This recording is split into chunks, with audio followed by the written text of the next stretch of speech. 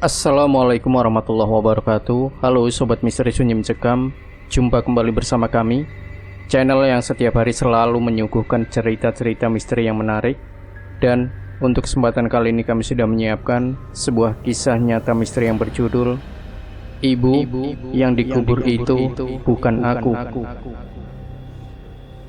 Hari itu sekitar pukul 4 sore, Ibu Saudah, wanita berusia kurang lebih 35 tahun, sedang mempersiapkan makan malam di dapurnya. Saat ia sibuk memasak, anaknya, Asep yang saat itu masih duduk di kelas 4 SD, meminta izin untuk bermain bersama teman-temannya. Bu Saudah memang hanya tinggal berdua dengan Asep, anak semata wayangnya. Suaminya sudah meninggal beberapa tahun yang lalu. Saat pulang sekolah, Asep memang biasa bermain dengan anak-anak tetangga di sebuah lapangan kosong pinggiran desa. Desa tempat mereka tinggal memang bukan desa besar, hanya desa kecil dengan beberapa rumah panggung dan rumah beton semi milik anyaman khas pedesaan. Saat itu memang belum ada gadget, sehingga anak-anak terbiasa bermain di luar rumah. Menjelang maghrib, biasanya Asep sudah pulang, lalu mandi dan pergi ke musola di desa untuk mengaji. Tapi hari itu, azan maghrib sudah berkumandang dan langit mulai gelap, tapi Asep belum juga pulang. Setelah melaksanakan sholat maghrib, Bu Saudah mencoba menyusul Asep ke lapangan yang jaraknya sekitar 5 menit dengan berjalan kaki dari rumahnya. Terkadang anak-anak bermain sampai lewat maghrib dan baru pulang setelah diomeli oleh orang tua mereka. Maklum, kalau sedang seru bermain, bisa sampai lupa waktu. Sesampainya di lapangan, Bu Saudah tidak mendapati seorang pun di sana. Kemana perginya Asep? Batinnya. Dengan rasa khawatir, ia bergegas pergi ke musola. Alunan sholawat terdengar saat Bu Saudah mendekati musola. Matanya menelusuri anak-anak yang sedang mengaji, tapi Asep tak ada di sana. Pak Ustadz Sofian yang menyadari kehadiran Bu Saudah mendekatinya dan bertanya, "Cari siapa, Bu?" tanya Pak Ustadz. "Asep datang ke musola tidak, Pak?" tanya Bu Saudah dengan suara yang bergetar. "Tidak, Bu. Dari tadi Asep tidak ke sini," jawab Pak Ustadz. Pak Ustadz menanyakan Asep pada murid-muridnya. Namun hari ini tidak ada seorang pun yang bertemu Asep sepulang sekolah. Bu Saudah mulai panik. Ia ditenangkan oleh Pak Ustadz yang kemudian mengantarnya ke rumah Pak RT. Setibanya di rumah Pak RT, mereka dipersilakan masuk dan menjelaskan apa yang terjadi. Pak RT sempat bercerita bahwa Asep memang datang ke rumahnya untuk meminta izin mengambil buah mangga di halaman rumahnya. Di halaman rumah Pak RT memang ada satu pohon mangga yang besar dan buahnya selalu ranum. Menurut Pak RT, Asep datang bersama 2 orang anak sebayanya sekitar pukul 4:30 sore.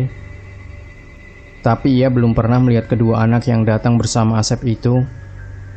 Pak RT mengira kedua anak tersebut datang dari desa sebelah atau mungkin saudaranya Asep. Namun ada yang aneh dari kedua anak tersebut. Kulitnya nampak lebih putih dan pucat dengan lingkaran hitam yang tampak samar di sekitar mata. Setelah Pak RT mengizinkan anak-anak itu mengambil mangga di halamannya, ia masuk ke dalam rumah dan meninggalkan mereka yang sedang memanjat pohon. Sejak itu Pak RT tidak melihat Asep lagi. Bu Saudah nampak pucat dan terkejut mendengarnya. Ia merasakan ada hawa dingin di tengkuk yang membuat bulu kuduknya merinding. Ia meminta bantuan Pak RT untuk mencari anaknya yang hilang. Pak RT segera memberitahu beberapa warga untuk mencari Asep. Bapak-bapak mulai ramai berkumpul di depan pos ronda yang berdekatan dengan rumah Pak RT. Mereka membawa senter dan kentongan dari pos ronda, kemudian berpencar memanggil-manggil nama Asep. Mereka menyisir desa dan semak-semak sekitar desa sambil memukul kentongan.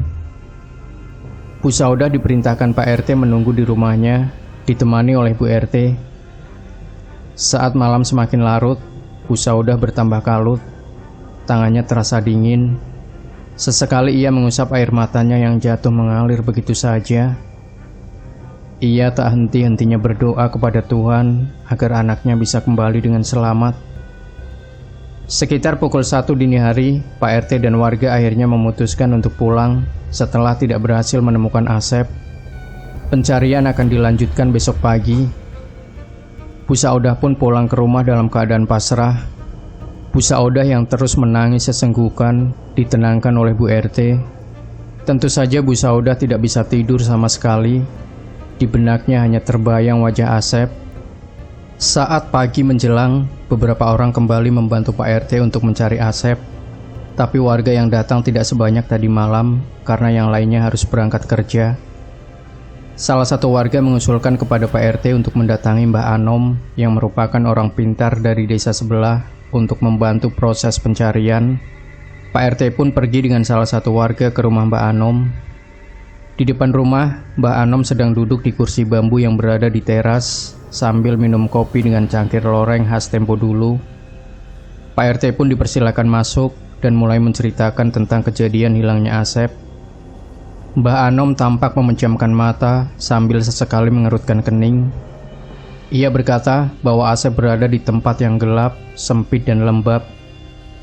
Kemudian ia menanyakan apa ada sumur kering yang sudah tidak terpakai di sekitar desa. Pak RT menjawab bahwa memang ada sumur yang sudah tidak terpakai dan terletak di sebelah utara desa, dekat dengan semak-semak. Setelah mendapat informasi itu, Pak RT langsung melesatkan motornya dan memberitahu warga untuk mencari di sumur tersebut.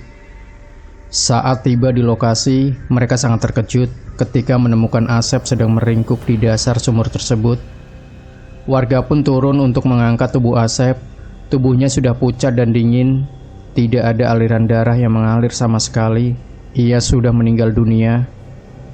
Bu Saudah yang mengetahui hal tersebut lantas menerobos kerumunan warga dan terpaku menatap anaknya yang telah tiada. Ia pun menangis dengan menjerit histeris sambil memeluk Asep. Siangnya, warga membantu Bu Saudah untuk mengurus jenazah Asep dan memakamkannya. Acara pemakaman berjalan dengan lancar, disusul dengan acara tahlilan pada malam harinya. Setelah warga pulang, di rumah hanya tinggal Bu Saudah dan beberapa kerabat yang datang menginap. Bu Saudah terlihat sangat terpukul atas kehilangan anaknya. Berkali-kali ia jatuh pingsan dan menangis sambil menyebutkan nama anaknya. Malam semakin larut, Bu Saudah mencoba mengikhlaskan kepergian anaknya, walaupun terasa amat berat. Ia pun berusaha untuk tidur setelah malam sebelumnya begadang dan kelelahan. Tak butuh waktu lama untuk Bu Saudah tertidur pulas. Dalam mimpinya, ia didatangi oleh Asep dengan baju kaos dan celana persis seperti yang terakhir dikenakannya sebelum meninggalkan rumah. Asep berkata, "Ibu, aku takut." Suaranya terdengar bergetar seperti ketakutan. Di mimpinya, Bu Saudah tak bisa berkata apa-apa. Ia hanya menyaksikan Asep tanpa bisa memeluknya yang sedang ketakutan. "Ibu, aku di sini. Yang dikubur itu bukan aku. Tolong," lanjutnya. Bu Saudah lalu tercekat. Ia terbangun dari tidurnya dengan peluh yang membasahi seluruh tubuhnya. Jantungnya berdegup sangat kencang, tangisnya berderai lagi. Ia beristighfar berkali-kali mengingat kejadian yang baru dialaminya dalam mimpi. Diliriknya jam dinding kamar, jam sudah menunjukkan waktu subuh. Ia pun menenangkan diri sejenak dan pergi mengambil air wudhu. Paginya, Bu Saudah menceritakan mimpinya semalam. Kerabat yang mendengarkan cerita Bu Saudah menyuruhnya untuk bersabar. Bu Saudah pun berpikiran mungkin dirinya masih terpukul sehingga bermimpi didatangi oleh anaknya. Tapi di hari kedua dan ketiga, ia masih mengalami mimpi yang sama.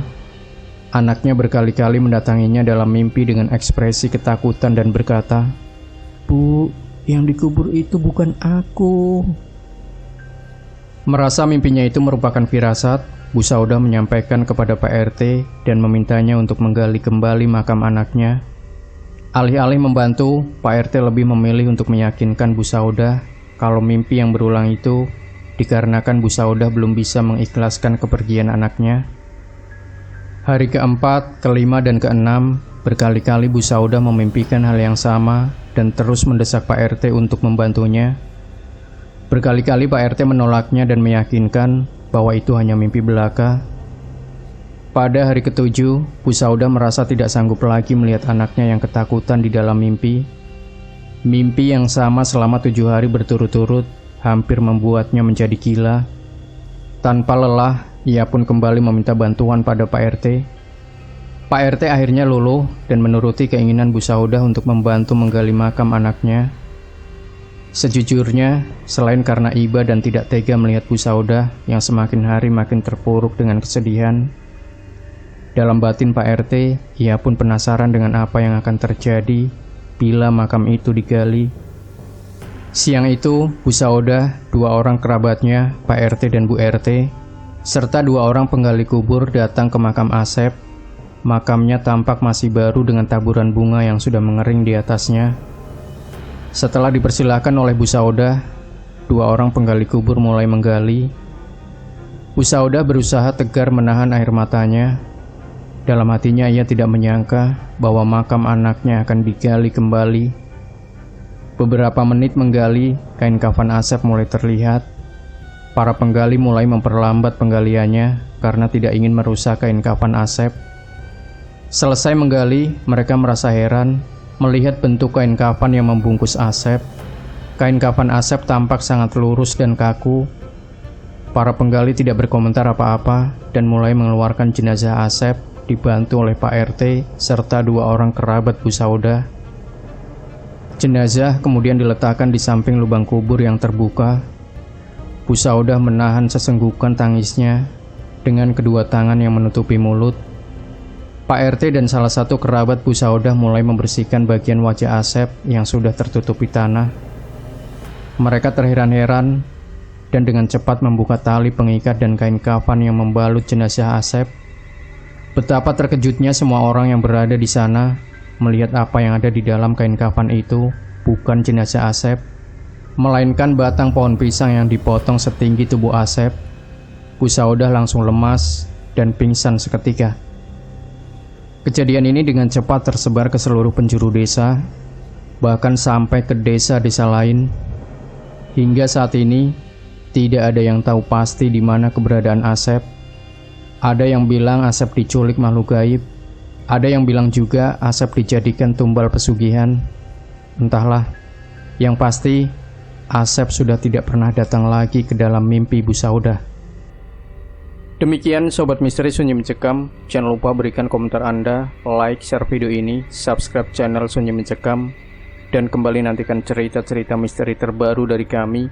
Wassalamualaikum warahmatullahi wabarakatuh.